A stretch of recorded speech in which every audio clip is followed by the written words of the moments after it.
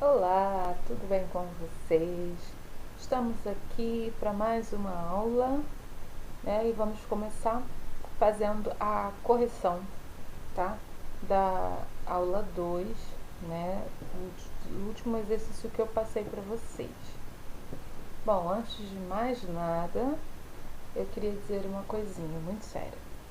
Estou morrendo de saudade de vocês. E aí, tem uma outra coisa muito séria. Estarei no portal, lá no chat, toda terça-feira, de 9 às 11, tá? Não é mais na quarta-feira, é na terça-feira. Então, toda terça, de 9 às 11, eu vou estar lá para tirar as dúvidas de vocês e para a gente poder bater um papinho. Beleza, pessoal? Vamos lá, tem que interagir, tem que participar, mesmo que seja rapidinho, dá uma passadinha lá, beleza?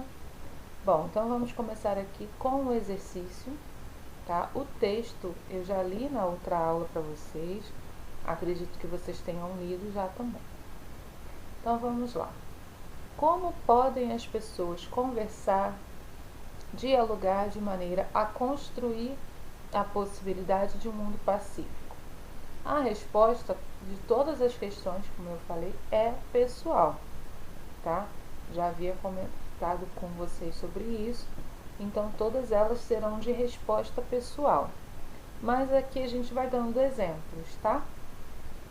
Então, como é que você acha que as pessoas podem conversar é, da maneira que possam construir um mundo pacífico? A gente pode começar aqui mantendo o respeito, né? Sabendo falar e sabendo ouvir, tá? Esses são exemplos. Novamente eu vou explicar aqui. Todas essas questões, elas são de resposta pessoal. Então, eu vou estar ajudando aqui vocês a achar uma resposta mais próxima. Vocês escreveram outra coisa, a resposta é pessoal. Então, vocês não precisam apagar o que vocês escreveram para colocar o que eu estou dizendo, tá? Vamos seguir aqui. O que significa para você construir a paz? O que você pensa sobre isso? O que é a construção da paz, gente? Construção da paz, no meu entendimento, é quando as pessoas começam a saber conviver com as diferenças, não excluir as pessoas, não fazerem divisões, sabe, grupinhos, que diminuam as outras pessoas por pensarem diferente ou por serem de condições diferentes, tá? Então a construção da paz, ela começa no respeito. Aqui a gente tem a questão 3. Se seus amigos seguem religiões ou igrejas diferentes, eles gostam de coisas diferentes? Dê um exemplo. Bom, aqui é um exemplo meu, né? Eu sou evangélica e eu tenho amigas que são cristãs também, que são evangélicas, mas são de denominações diferentes. E aí o que acontece? Algumas, na igreja delas, elas não podem usar calça, por exemplo. Assim como eu tenho amigas que são de outras religiões, né? Tem amigos que não têm religião nenhuma. Então, assim, eles têm rituais diferentes dos meus, por exemplo. Também tem uma outra coisa, eu costumo ir à igreja, costumava ir, né? Que agora a gente está parado, aos domingos, né? Às quartas. Já algumas amigas, elas, na religião delas, às sextas. Ai, eu quero espirrar. Mas é alergia, tá, gente? Nada de coronga. Nada disso. É alergia. Aqui, número 4. Eles respeitam a sua maneira de ser? Eles tentam mudar a sua opinião? Eles te criticam por pensar diferente? É isso que vocês vão colocar aí. Na 5, você gosta deles do jeito como eles são? Explique. Por que você gosta deles, né? Bom, se são seus amigos, tem que gostar, né, gente? Na questão 6, você está aberto para dialogar com os outros? Esse outros aqui já não é o seu grupo de amigos, tá? Outras pessoas que têm religiões diferentes da sua, pensamentos diferentes do seu. Você está disposto a dialogar? Lembrando que o diálogo é você falar, mas você também ouvir. Tem muita gente por aí que só gosta de falar, não gosta de escutar. 7. Você está em harmonia com a sua família, com o seu corpo, com os seus colegas? Ou tem alguma coisa aí que não está legal? E aqui na 8, identifique no ambiente da sua escola situações que refletem harmonia e desarmonia. Também já conversamos sobre isso, né? Que são situações às vezes que você passa ou você vê alguém passar que não é legal. E o que você acha que podia ser feito ao invés do que aconteceu. E na questão 9, né, você vai colocar o que poderia mudar. Esses foram os exercícios que eu deixei para vocês na última aula, que foi o exercício da aula 2. A gente encerra a aula 2 agora e a gente começa com a aula 3. Beleza, pessoal? Então vamos que vamos. Aula 3. Vamos falar sobre lideranças religiosas. Vocês acham que um líder já nasce pronto? Ou ele se constrói? Ele vai sendo formado aos poucos? É uma questão que tem vários pontinhos aí a serem ponderados. Tem pessoas que acham que o líder ele já nasce com aquilo dali. Ele nasce com esse espírito de liderança dentro dele, sabe? Desde pequeno você vê ele liderando. Já outras pessoas acham que são as situações que vão moldando e construindo naquela pessoa um líder. Eu particularmente acho que é um pouco dos dois. Eu acho que sim. Mas vamos continuar aqui no texto e a gente vai falar sobre as nossas considerações. Os personagens das figuras acima podem ser considerados líderes? Então a gente tem uma professora, a gente tem também aí o Papa, né? E um outro aqui que eu não me recordo o nome. Qual o papel do líder em um grupo social? Bom, a primeira pergunta essas figuras acima, elas são lideranças, tá? Elas são líderes. Qual o papel do líder em um grupo social? O líder ele pode ser aquele que é destemperado? Ele pode ser aquele que tá vendo o circo pegar fogo e joga mais coisa lá para pegar fogo? Não. O líder, ele tem que ter muita paciência, muita sabedoria, um bom líder, para que ele possa saber, em determinados momentos, ponderar a situação, apagar incêndio. Isso é muito importante. Por quê? Existem pessoas que estão observando ele e, dependendo do tipo de liderança que ele exerce, pessoas vão segui-lo. E isso é um tremendo perigo, principalmente nos dias de hoje. Bom, como as pessoas se tornam líderes? Qual é o papel do líder na organização religiosa?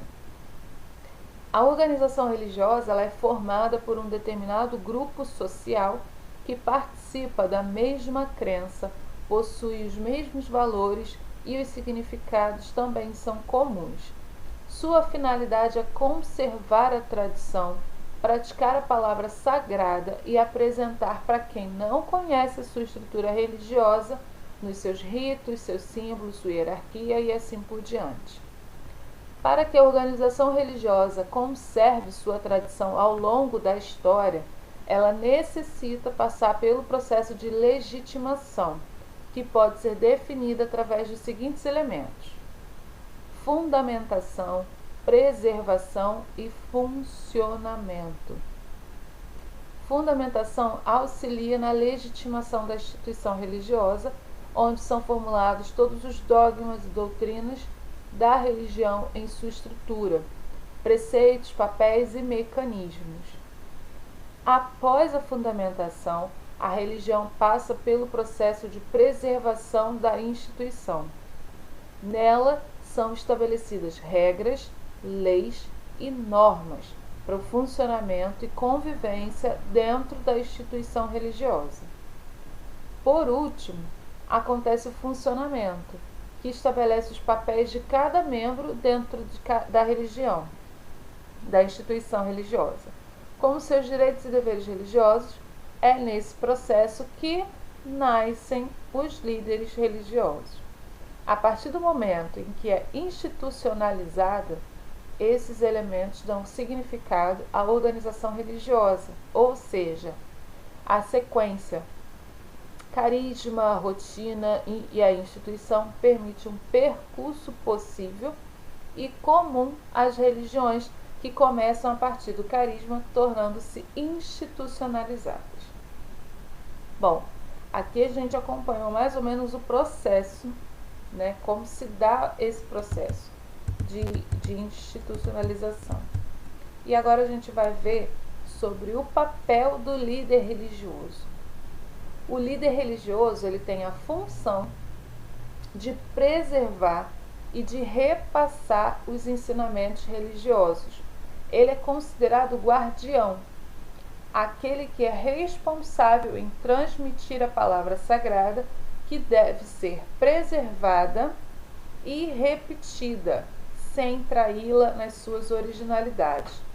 Então, um líder, no quesito da religião aqui, ele tem que ser uma pessoa extremamente responsável, porque ele vai ter a responsabilidade de passar as informações a respeito daquela religião para os outros.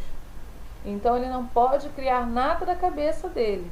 Ele tem que entender todo o funcionamento da religião, de como ela surgiu, do porquê que ela é assim, do porquê de cada ritual, de cada dogma, de tudo. Ele tem que compreender a sua religião num todo, para que ele possa ser capaz de passar adiante, tá? Assim, o grupo é capaz de repetir a tradição recebida do líder e transmiti-la de geração para geração. A partir do momento que algumas pessoas passam a seguir determinado líder religioso e a se identificar com a sua mensagem, surgem as religiões propriamente ditas, ou seja, tem que ter os seguidores daquela religião, porque senão ela não é uma religião. Precisa de pessoas para seguir, tá? Para concordar, para se identificar com aquela religião ali. O líder geralmente apresenta algumas características que são de caráter carismático, tradicional e racional. Ele pode possuir todas ou apenas uma dessas características, ou ainda uma combinação delas, tá? O líder, ele precisa ser, eu acho que de todas essas três aqui, ele precisa ser muito carismático, porque é o que vai ajudar as pessoas a terem uma identificação melhor. Existem pessoas em determinadas religiões que são, por exemplo, no próprio cristianismo, né? A gente tem uma denominação e aí uma pessoa tem um líder de uma igreja, o líder da outra igreja, vamos colocar aqui das assembleias. E aí a pessoa se identifica com a religião da Assembleia, porém ela não permanece naquela igreja porque o líder ali, o pastor, ela não se identificou, não achou que ele não fosse uma pessoa muito carismática, enfim. Mas aí ela vai numa outra assembleia e encontra um líder que passa essas mesmas informações, mas de uma forma mais carismática. E aí ela se identifica melhor. E assim por diante. Né? Existem pessoas que se identificam mais com as religiões que são, com os líderes que são mais tradicionais. Então é muito essa questão de identificação, né? Para poder ser um seguidor de uma religião em si. Apesar que toda pessoa que entra para uma religião, ela tem que entender que o líder ele é mais um seguidor. Né? Então a gente não pode ficar só olhando para o líder, a gente tem que aprender e conhecer a religião também por nós, não só ficar olhando o mundo através dos olhos dos líderes, né? A gente precisa aprender a caminhar também. E agora a gente vai seguir para os exercícios. Bom, o número 1, vocês vão pintar as palavras que representam sentimentos que um líder religioso deve nutrir e vocês vão escrever um texto informativo com algumas das palavras pintadas. O texto vocês vão escrever no caderno mesmo, tá? Não deixei o espaço aqui para que vocês escrevam no próprio caderno de vocês. Então aí vocês têm diversas palavras, dentre elas boas e ruins, e vocês vão pintar somente aquilo que vocês acham que tem que ter no líder religioso. Não estamos falando de líder de equipe, de empresa, enfim, a gente está falando de líder religioso, tá? Então mantenham-se no campo da religião. Aqui no exercício 2, explique com suas palavras o sentido da frase abaixo. Acredita-se que o líder nasce da experiência humana. Baseada nessa frase, vocês vão fazer um texto. Não precisa escrever todas as linhas, mas da metade para baixo. Menos que a metade não, né? Pelo amor de Deus. E aí vocês vão fazer um desenho desse líder que vocês imaginaram. Então, novamente, a frase é: acredita-se que o líder nasce da experiência humana. O líder ele tem um papel extremamente importante nas religiões. Né? Uma religião ela pode ser bem vista ou mal vista por causa de um líder, né? Então, por isso que os líderes eles não podem ser escolhidos à torta e à direita, não. Eles precisam ser pessoas preparadas, porque eles precisam ter conhecimento da religião. A gente vê muitos casos assim, né, de religiões que acabam levando fama por causa de alguns líderes que não são pessoas com caráter, né? E isso eu estou falando de diversas religiões. Infelizmente a gente sabe que existem pessoas boas e más, né? Quisera a gente que fossem só pessoas boas, mas infelizmente existem pessoas que se aproveitam da fragilidade das outras, principalmente dentro do meio da religião, para se beneficiar. Esses são os líderes ruins que não são modelos para ninguém. Seguindo, meu povo, façam um exercício com calma. Na próxima aula eu vou estar corrigindo esse antes da gente iniciar a aula 4, tá?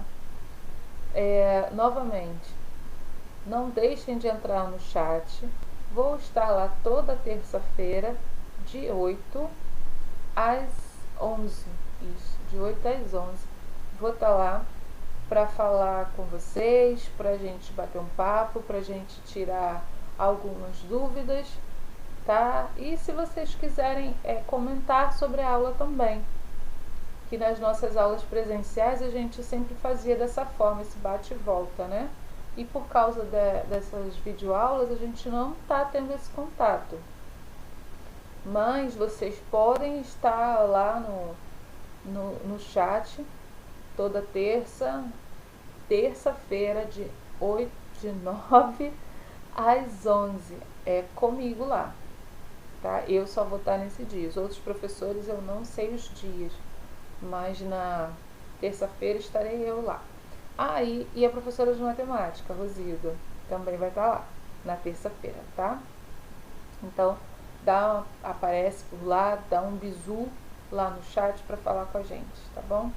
Espero que vocês fiquem bem. Um bom restinho de semana para vocês. Façam o dever, hein? Eu tô de olho. Um grande beijo para vocês e até a próxima.